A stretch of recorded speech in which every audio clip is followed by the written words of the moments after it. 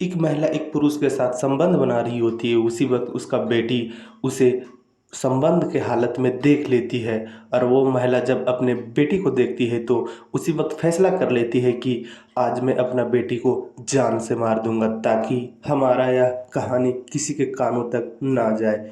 उसका बेटी 6 वर्ष की थी। उसके बाद खेल रही बच्ची को बुलाती है और गला घोट के मार डालती है। हाँ तो नमस्कार, आप देख रहे हैं द रियल क्राइम और मैं आपके साथ रंजीत नायक। उत्तर प्रदेश के हापुड़ जिले में एक थाना लगता है बहादुरगढ़, और वहीं एक गांव लगता है जखेड़ा। उस गांव में एक परिवार रहा करता था, जिस परिवार में टोटल 3 सदस्य होते हैं। इस परिवार के मुखिया के नाम राजेश होता है, राजेश के पत्नी का नाम सुलेखा होता है। इन दोनों का एक बच्ची होती है 6 वर्ष के, जिसका नाम काव्या होता है। रविवार का दिन था, 31 मार्च 2024 का शाम। काव्या अपना घर के बाहर खेल रही थी और शाम का वक्त था। उसके बाद जब अंधेरा होता है तो काव्या अपना घर नहीं आती है। उसके मम्मी को चिंता होने लगता है काव्या के बारे में। काव्या को उसके मम्मी सुलेखा गांव में ढूंढने लगती है। काव्या के दोस्त के पास भी जाके पूछती है, हर गांव में हर घर में जाके पूछती है कि मेरी बेटी काव्या यहाँ आई थी क्या। गांव में काव्या का तो पता नहीं चल पाता, लेकिन गांव वालों जब इस बात को सुनते हैं तब गांव वालों सुलेखा के पास खड़ा हो जाते हैं और सारा लोग इकट्ठा होकर काव्या को ढूंढने लगते हैं। लेकिन कई घंटे की मुशक्कत के बाद काव्या नहीं मिलती है, तो सारे लोग फैसला करते हैं कि क्यों ना हम लोग पुलिस स्टेशन जाए और एक रिपोर्ट लिखवाएं। काव्या के मम्मी सुलेखा पुलिस स्टेशन जाती है और पुलिस को रिपोर्ट लिखाती है। पुलिस बोलती है कि ठीक है, अभी तुम लोग चले जाओ, मैं काव्या को ढूंढ लूंगा। सारे लोग पुलिस स्टेशन से घर चले आते हैं और अपने अपने स्तर से काव्या को ढूंढ ही रहे थे।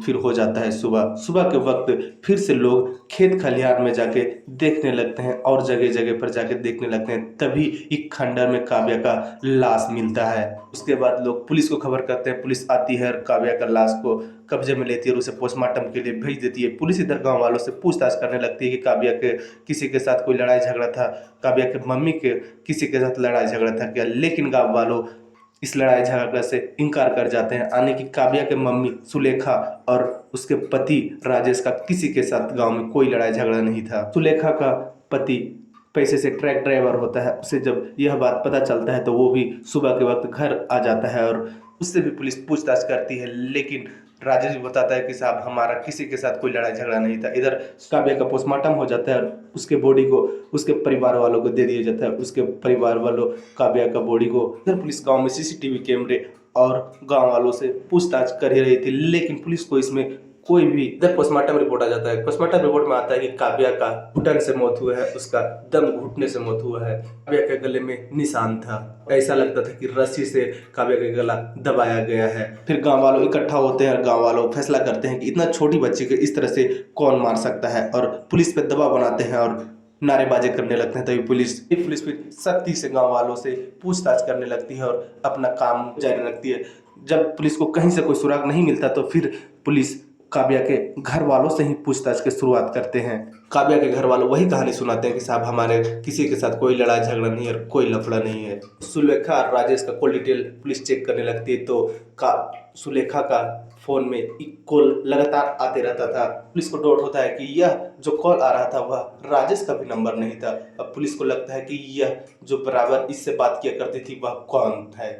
जब पुलिस सुलेखा से पूछती है तो सुलेखा कुछ बताती नहीं है। फिर पुलिस उस नंबर को वेरीफाई करती है तो वह नंबर अंकित नाम का लड़का के होता है। जब पुलिस अंकित के बारे में पता करने लगती है तो वह कोई और नहीं, राजेश के भाई का लड़का होता है। अब पुलिस अंकित को भी उठा लेती है और सुलेखा को भी उठा लेती है और राजेश को भी उठा लेती है। तीनों जब आमने सामने होता है, पुलिस जब इन तीनों से पूछताछ करने लगती है तो थोड़ा सा अंकित और सुलेखा का नजर डगमगाने लगता है और इन दोनों का लहजा भी डगमगाने लगता है और पुलिस को शक होने लगता है। फिर पुलिस इन दोनों से सख्ती से पूछताछ करने लगती है तो ये दोनों टूट जाते हैं, कहानी सुनाते हैं। बताते साहब, हमारे पति ट्रक ड्राइवर वो बाहर रहा करते थे और हम अकेले तन्हाई में अंकित के साथ वक्त गुजारा करते थे। आने की अंकित कभी कदार सुलेखा के घर आया करता और वह दोनों में एक दोस्ती हो जाता है और दोनों फिर प्यार करने लगते हैं और दोनों शारीरिक संबंध भी बनाने लगते हैं। एक रोज ऐसा होता है कि सुलेखा और अंकित शारीरिक संबंध बना ही रहे थे, तभी तभी काव्या बाहर खेल रही होती है और अचानक से घर में आ जाती है और काव्या देख लेती है कि मम्मी